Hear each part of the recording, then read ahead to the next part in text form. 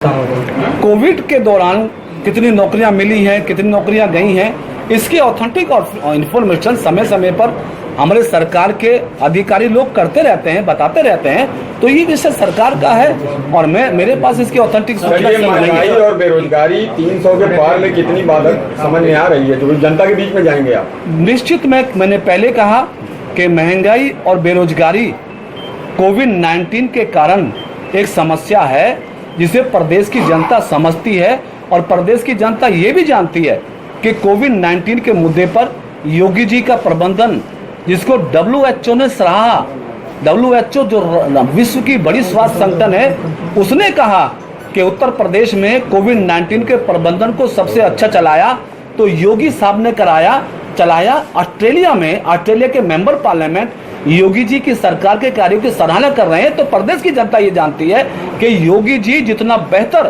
Covid period में कर सकते थे उससे बेहतर किया है। पार्टी पूरे प्रदेश से, सभी जनपदों से अपने कार्यकर्ताओं के माध्यम से समस्याओं और सुविधाओं पर विचार करती है। तो जब ये सारी रणनीति बन जाएगी, एक एजेंडा बन जाएगा, उसके बाद पार्टी की ओर से विधिवत उस पर घोषणा होगी। सर आपकी MIM प्रमुख जो 100 सीटों पर चुनाव लड़ने की घोषणा कर चुके हैं और उनमें ज्यादातर मुस्लिम बहुल्य की सीटें हैं, और अगर हम एक बात करें तो उसमें मुस्लिम में जो पिछड़े जाती है मुस्लिम में, उनको आप लोग किस तरह से अट्रैक्ट करेंगे अगर वो 100 सीटों पर चुनाव लड़ते हैं? तो देखिए, MIM 100 सीटों पे चुनाव लड़े, 50 पे लड़े, कितने पे लड़े, ये उनका अपना लोकतांत्रिक अधिकार है। लेकिन भारतीय जनता पार्टी को उनके चुनाव लड़ने से या किसी और पार्टी के चुनाव लड़ने से कोई फर्क इसलिए नहीं पड़ने वाला कि 4.5 वर्षों में योगी जी के शासन करने का जो तरीका, नजरिया प्रदेश में रहा, आप सब जानते हैं।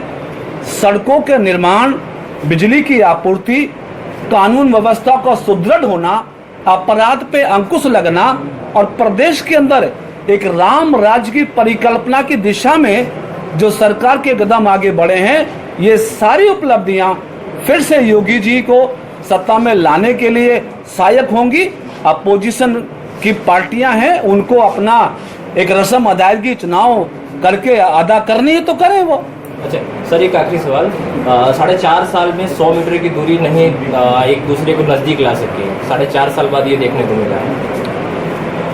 4.5 साल में उत्तर प्रदेश का कम से कम मजदूर तबका मुश्किलों से निकल के सरकार के नजदीक आया है। 4.5 सालों में उत्तर प्रदेश के किसान 36,000 करोड़ का ऋण माफ करके आज सुखद स्थिति में सरकार के साथ आए हैं। सर, मेरा सवाल केशव मौर्य जी और योगी आदित्यनाथ जी को लेकर है कि उनका आवाज 100 मीटर की दूरी पर था लेकिन मुलाकात नहीं हुई। 4.5 साल में पहली मुलाकात हुई है, वो भी शादी के अवसर पर।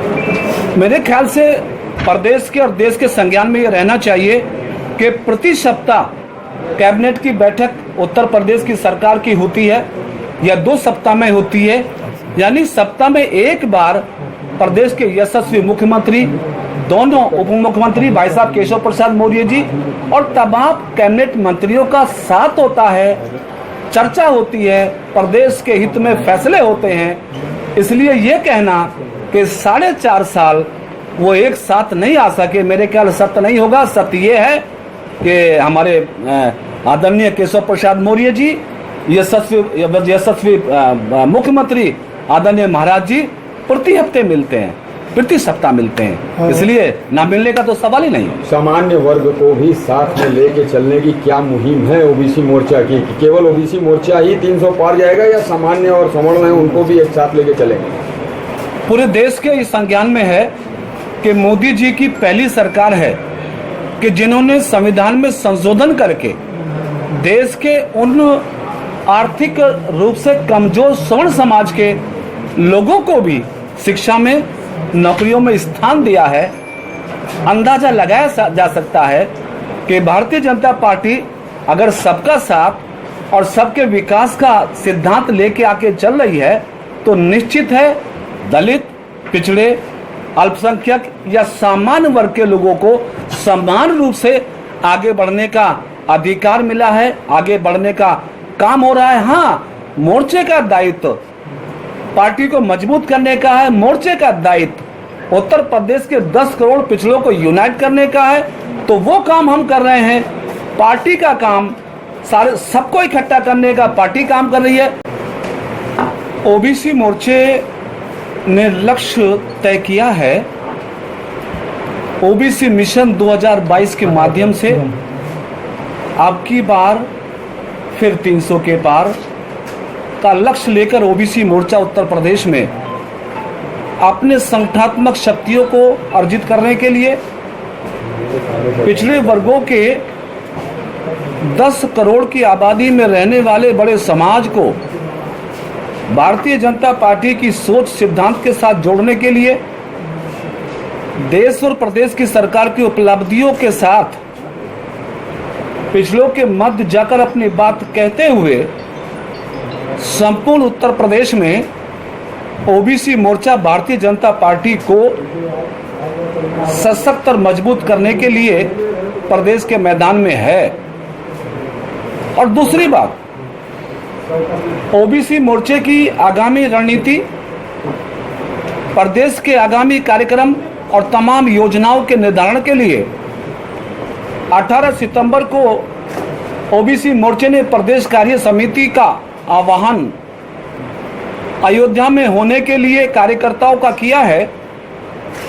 यानी 18 सितंबर को ओबीसी मोर्चा प्रदेश कार्य समिति अयोध्या में करेगा, जिसमें प्रदेश के यशस्वी मुख्यमंत्री आदरणीय योगी आदित्यनाथ जी, प्रदेश के अध्यक्ष श्रीमान स्वतंत्र देव जी, महामंत्री संगठन श्रीमान सुनील बंसल जी और प्रदेश के यशस्वी उप मुख्यमंत्री श्रीमान केशव प्रसाद मौर्य जी सहित देश और प्रदेश की सरकार और संगठन के बड़े नेताओं का आगमन होगा। यानी 18 सितंबर से ओबीसी मोर्चा उत्तर प्रदेश में अपने कार्यक्रम को संपूर्ण रूप देने के लिए प्रदेश के अंदर निकलेगा। हम प्रदेश की सभी 403 सीटों पर सम्मेलन करने की तैयारी कर रहे हैं। प्रदेश के सभी 98 जिलों में रैलियां करेंगे, सभी 6 क्षेत्रों में रैलियां करेंगे। कुल मिलाकर जो लंबे इस 7 वर्ष के कार्यकाल में मोदी जी ने पिछड़े वर्गों के कल्याण हित के लिए जो फैसले लिए, उत्तर प्रदेश की सरकार में सर्वांगीण विकास की नीति को लेकर जो योगी सरकार ने फैसले लिए, उन सब फैसलों के साथ ओबीसी समुदाय को जोड़ते हुए भारतीय जनता पार्टी को आने वाले 2022 के चुनाव में फिर एक बार 300 के पार के लक्ष्य को पूरा करने के लिए ओबीसी मोर्चा उत्तर प्रदेश के मैदान में है। खुशी है कि ओबीसी मोर्चे के संगठनात्मक शक्तियों के माध्यम से आज पूरे प्रदेश में ये मोर्चा फल फूल रहा है और आने वाले समय में उत्तर प्रदेश की सरकार की सत्ता का निर्धारण इसी ओबीसी मोर्चा के माध्यम से होने वाला है। जो हमारी जनता जनार्दन है, उनके आशीर्वाद और उनके समर्थन से ही सत्ता में आई है और आएगी। लेकिन हाँ, एक ओबीसी मोर्चा एक संगठनात्मक एक इकाई है जिसका दायित्व प्रदेश ने हमको सौंपा है। उस दायित्व का निर्वाह करते हुए भारतीय जनता पार्टी के इस अभियान में जो 300 के पार पार्टी ने तय किया है, मोर्चा भी अपनी भूमिका अदा करते हुए पार्टी को उस अभियान में अपनी भूमिका अदा करेगा। तो इसमें बुरा क्या है? मतलब सरकार बनाने और बिगाड़ने में ओबीसी की भूमिका अहम होती है। केवल बनाने में है, बिगाड़ने का सवाल ही नहीं होता। ओबीसी चूंकि पूरे भारतवर्ष में 52% से अधिक है, उत्तर प्रदेश में संख्या बड़े पैमाने पर है और मोदी जी ने 40% से ऊपर उत्तर प्रदेश में है। और मोदी जी ने, आप सूझवान पत्रकार हैं, ओबीसी कमीशन को संवैधानिक दर्जा देना मोदी जी की सरकार में हुआ। नीट में 27% रिजर्वेशन मोदी जी ने पूरे पिछड़ों को प्रदेश में दिया।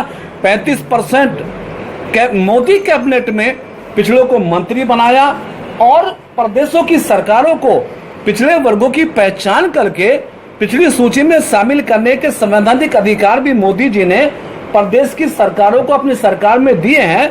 तो जो प्रदेश और राष्ट्रीय स्तर पर पिछड़ों के हित में बड़े फैसले लिए हैं, उन फैसलों के आधार पर मैं कह रहा हूं कि इस बार भी पिछड़ा वर्ग पहले से अधिक सामर्थ्य के साथ योगी जी को सीएम बनाने के लिए आतुर है। कल की सूचना के मुताबिक कल भी हमारे प्रदेश में 80 लाख प्रदेशवासियों को कोविड-19 के से बचने के लिए वैक्सीन लगी है। वैक्सीनेशन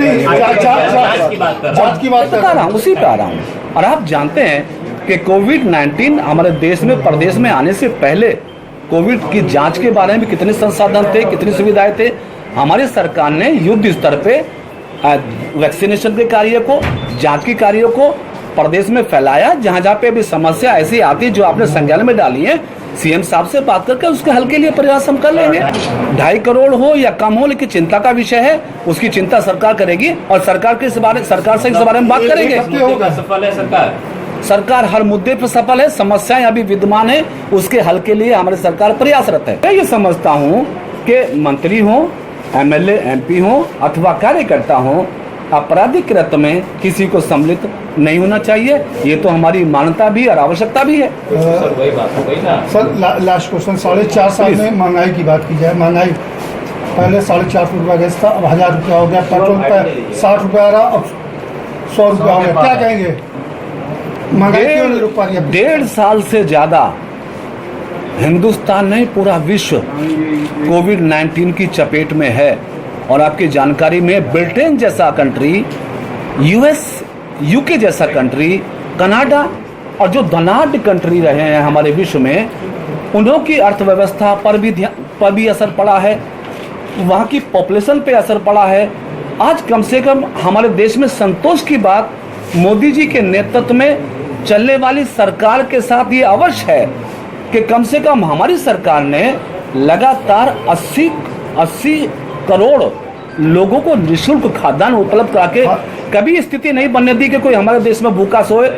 हमारी सरकार में इस कोविड काल में भी प्रदेश और देश की अर्थव्यवस्था को संभालने का प्रयास मोदी जी, योगी की सरकार में, वहाँ ये बात आपकी सही है कि महंगाई बढ़ी है, पेट्रोलियम दाम बढ़े हैं, कुछ खाद्यान्नों पर भी दाम बढ़े हैं, लेकिन देश के सर्वांगीण कल्याण विकास के लिए कई बार कुछ कड़वी दवाई भी देश को पीनी पड़ती है। और खुशी है कि हमारा देश राष्ट्र के प्रति समर्पित होकर उस कड़वी दवाई को पीकर भी राष्ट्र के लिए साथ खड़ा हुआ है। बेरोजगारी भी बढ़ी है, आप बोले कि बेरोजगारी बहुत अधिक बढ़ गई है।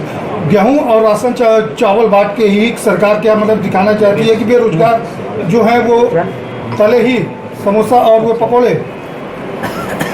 एनडीए की सरकार निश्चित नौजवानों के रोजगार को लेकर बहुत चिंतित है।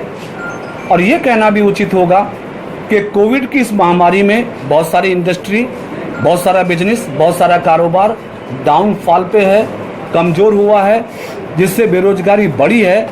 लेकिन सरकार ने स्किल डेवलपमेंट के माध्यम से, ऋण योजनाओं के माध्यम से, एमएसएमई सेक्टर को भारी भरकम एक तरह से पैकेज देने के माध्यम से कोशिश की है कि नौजवान किसी तरीके से अपने स्टेटस को मेंटेन करें।